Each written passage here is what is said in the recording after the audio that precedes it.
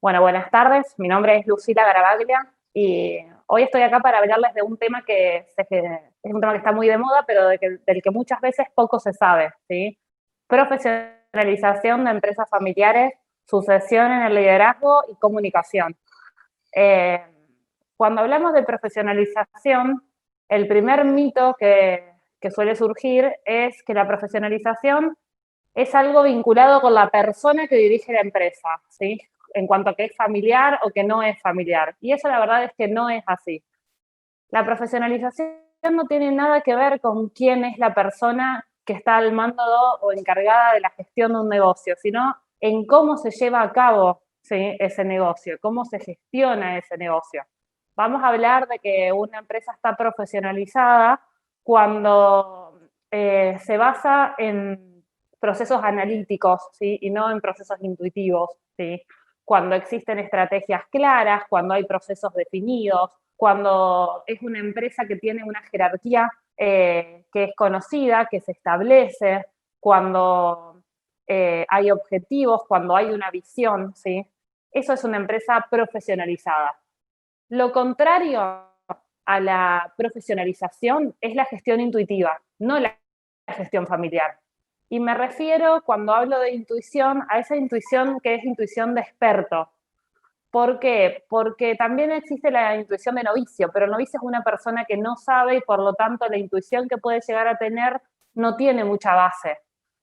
En cambio, la intuición de experto es la intuición que uno desarrolla luego de años y años de experiencia práctica y teórica en un determinado tema. Es una intuición que a mí me permite dar una opinión, una idea clara eh, sobre un determinado tema y no necesariamente yo te puedo explicar analíticamente cómo llegué a formar esa opinión. Pensemos, un caso que todos podemos conocer es el de un médico con mucha trayectoria, que con solo ver a un paciente puede quizás dar un diagnóstico certero, por más que ese diagnóstico después lo quiera corroborar con una serie de análisis, pero analíticamente esa persona no me puede explicar cómo llegó a ese razonamiento. Entonces, si yo digo que lo contrario a la gestión profesional es la gestión intuitiva, hablando de la gestión intuitiva, la gestión de experto, la pregunta que surge es, ok, ¿la intuición de experto es mala? No, y definitivamente no. La intuición de experto no es mala y ojalá todos logremos desarrollarla. El problema que tiene la gestión de experto es que depende de una sola persona, de la persona que la posee, y es una intuición que no se puede transmitir de una generación a otra. Eso es lo que implica la necesidad de la profesionalización.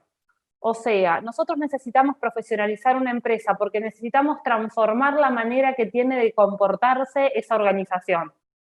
No significa llenar a la empresa de profesionales, significa comenzar a hacer las cosas en forma profesional, ¿sí? Eh, una empresa profesionalizada es una empresa en la cual la estrategia, los objetivos de esa empresa tienen que empezar a dejar de estar únicamente en la cabeza de la persona que dirige esa empresa, fundador o no de esa empresa, ¿sí? Tiene que haber procesos compartidos de toma de decisiones.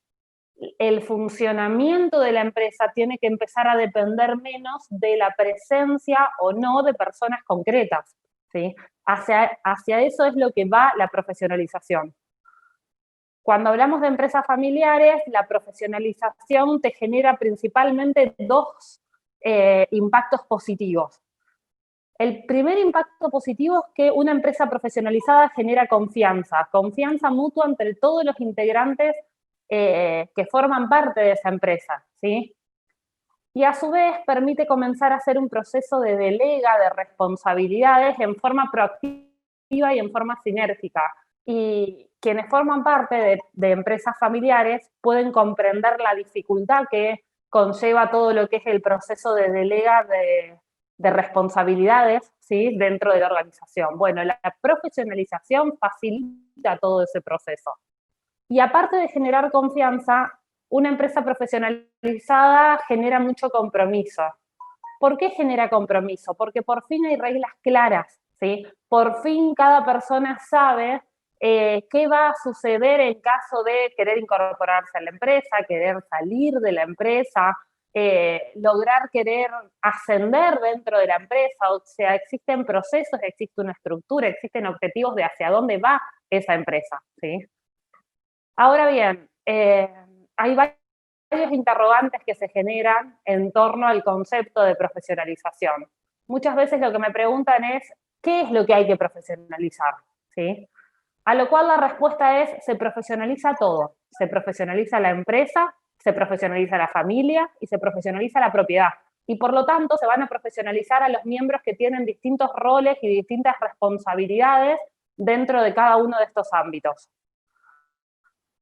En cuanto a la pregunta de cuándo hay que profesionalizar, uno puede profesionalizar una empresa en cualquier momento, ¿sí? Pero quizás un buen momento es cuando comienza a planificarse la sucesión en el liderazgo de esa empresa. ¿Por qué? Porque uno sostiene que para realizar una buena sucesión hay que preparar, hacer un proceso de planificación, preparar al sucesor, preparar a la persona que sale, preparar a las personas que van a trabajar con este sucesor. Y quizás el proceso de profesionalización es el que más atiende y ayuda a planificar toda esta nueva realidad. Muchas veces me preguntan si una empresa puede trascender, ¿sí?, sin estar profesionalizada. Y la verdad es que sí, o sea, yo conozco muchas empresas, por ejemplo, de segunda generación que no están profesionalizadas y que logran funcionar, ¿sí? Con ciertas dificultades empieza a haber determinados chispazos, problemas que surgen, ¿sí? Pero se logra el funcionamiento. Ahora bien, es muy, muy difícil lograr llegar a una empresa de tercera generación, algo que se conoce como sociedad de primos, ¿sí?, sin que exista un proceso de profesionalización dentro de esa empresa. Es una empresa demasiado debilitada, en donde hay muchísimos focos de conflicto. Entonces, quizás una manera de resumir este tema es decir que en la segunda generación, en la primera y en la segunda generación, la profesionalización es una opción, mientras que pensando en la tercera generación ya empieza a ser una obligación si uno quiere ser competitivo dentro del mercado, ¿no? En cuanto a quién es la persona en que se debería hacer cargo, ¿sí?, o ser el responsable del proceso de profesionalización, acá dejemos un punto muy claro. La profesionalización es responsabilidad de la generación que se va y no de la que llega, ¿sí? La profesionalización es responsabilidad de aquellos que dejan la organización, ¿sí?, la empresa, y no de aquellos que recién se están incorporando, ¿sí? Y en este punto hay un desafío clave. ¿Por qué?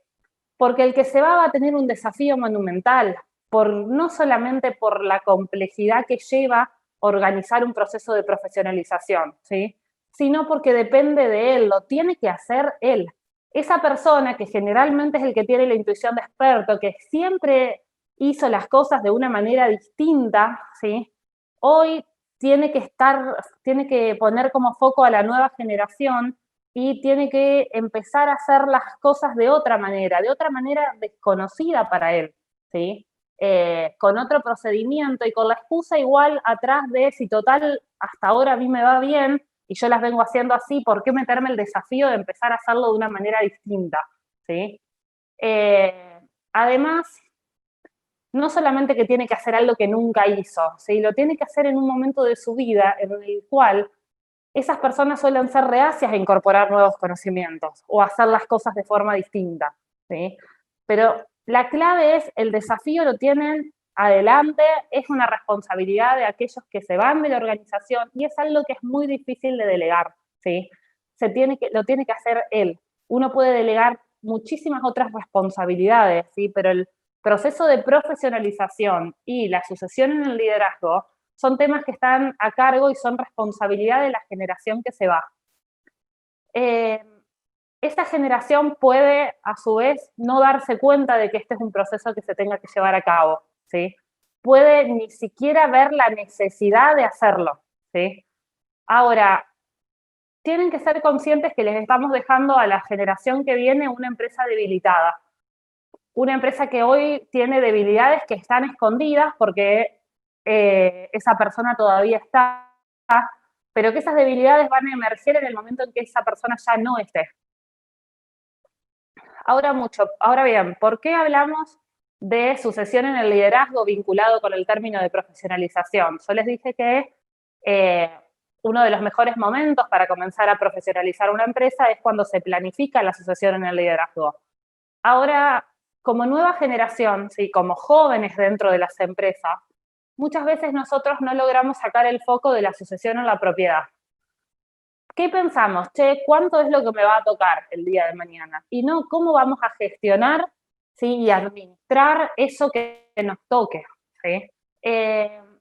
Hay innumerable cantidad de ejemplos de empresas en los que las segundas o terceras generaciones han heredado patrimonios muy importantes y patrimonios que no se han sabido gestionar y que quizás se han reducido o incluso eliminado en muy pocos años, ¿sí? Hay que aprender a sacar el foco de la propiedad y también empezar a pensar en el liderazgo, empezar a pensar en cómo se va a gestionar ese patrimonio. Y en esto a mí me gustaría resaltar 2 puntos. Lo primero que quiero resaltar es que actualmente la ventaja competitiva de las principales empresas agropecuarias que tenemos en este país no dependen del patrimonio y de la propiedad de la tierra, ¿sí? La propiedad de la tierra en el siglo XXI se convirtió en un activo más. Sí, un activo que tiene determinado valor, pero que hoy no define la ventaja competitiva de ninguna de esas empresas, ¿sí? Y el segundo punto es que nosotros como nueva generación tenemos la obligación de crear empresas que sean interesantes, ¿sí? Una empresa interesante va a traer capital humano, capital financiero, y generalmente la mayoría de las empresas que logran ser interesantes reúnen 3 características. La primera, tienen una visión clara, saben hacia dónde van. La segunda, tienen un directorio, un equipo de personas capacitado a cargo de tomar las principales decisiones de esa empresa, ¿sí? Y la tercera es que son empresas que se encuentran profesionalizadas, ¿sí? Por favor, ténganlo en cuenta. Son 3 conceptos que están relacionados, pero en los cuales uno puede empezar a trabajar en forma disyuntiva, ¿sí? Por último, relacionamos el tema de profesionalización, sucesión en el liderazgo con el tema de la comunicación. Me especialicé en los últimos años, ¿sí?, en ayudar a diferentes empresas a comunicarse y a negociar entre sus miembros. ¿Por qué? Porque me di cuenta que la comunicación dentro de las empresas familiares no es nada fácil. Eh, es un mundo en el cual se mezclan sentimientos, emociones, con objetivos o formas de actuar de 2 esferas totalmente distintas, la empresa, ¿sí?, y la familia. La empresa y la familia son 2 instituciones en las cuales las reglas que gobiernan y los objetivos que se gobiernan son diferentes. Y hay veces que el error está en aplicar, no sé, una regla de la familia dentro de la empresa y eso es lo que empieza a hacer determinados cortocircuitos ahí dentro, ¿sí? Ahora, cuando hablamos de comunicación, lo que mi experiencia me dice es que la mayoría de los problemas que tenemos en las empresas familiares es por falta de comunicación y no por un exceso de la misma, ¿sí? ¿Qué problema vemos? Quizás una persona nunca manifestó su opinión de un determinado tema, ¿sí?, pero entiende o intuye que sus familiares o las otras personas de la empresa comparten su opinión, pero esa opinión nunca la manifestó, ¿sí? Entonces, tenemos que aprender a comunicarnos, ¿sí? Tenemos que organizar nuestra comunicación para que no sea foco de distintos conflictos. Todo este tema, si bien no es urgente, no suele ser urgente, es un tema fundamental dentro de las empresas. En relación a la comunicación, a mí me gustaría que lo pongamos en agenda, en primer lugar, y que empecemos a trabajar el modo en el cual nos comunicamos, que pensemos en el modo en el cual nos comunicamos. Si uno no está obteniendo, mediante las comunicaciones, el resultado que quiere, es quizás porque en algo estamos fallando y en algo tenemos que trabajar dentro de esa comunicación. Tenemos que dejar de poner excusas en el medio, decir no porque esa persona a mí no me escucha, no porque de determinado tema no se puede hablar. Esas son excusas. Hay que planificar la manera de poner sobre la mesa temas complicados como profesionalizar la empresa, temas complicados como la sucesión en el liderazgo, ¿sí? Hay una frase muy conocida que a mí me ayuda mucho en el día a día y que me gustaría dejárselas. Frente a un problema de comunicación, en lugar de hacer protestas, uno debería aprender a hacer propuestas. Cuando sientas que querés hacer una queja, tendrías que aprender en realidad a hacer un pedido. Y cuando tengas una duda, hay que aprender a hacer preguntas, ¿sí? Muchos de los grandes problemas que tenemos como empresa surgen por falta de comunicación. No estamos diciendo lo que hay que poner sobre la mesa y hay que empezar a trabajar sobre ello. Lo segundo que quiero remarcar es el tiempo. El tiempo es ahora. El tiempo es el concepto más comunista que existe en este mundo. Basta de decir yo no tengo tiempo, porque en el mundo todos tenemos la misma cantidad de tiempo. La diferencia está en el orden que damos entre cuáles son las cosas importantes, cuáles son las urgentes, ¿sí? Y cuáles son aquellas que podemos descartar para empezar a focalizarnos en estos temas. Desde ya, muchas gracias.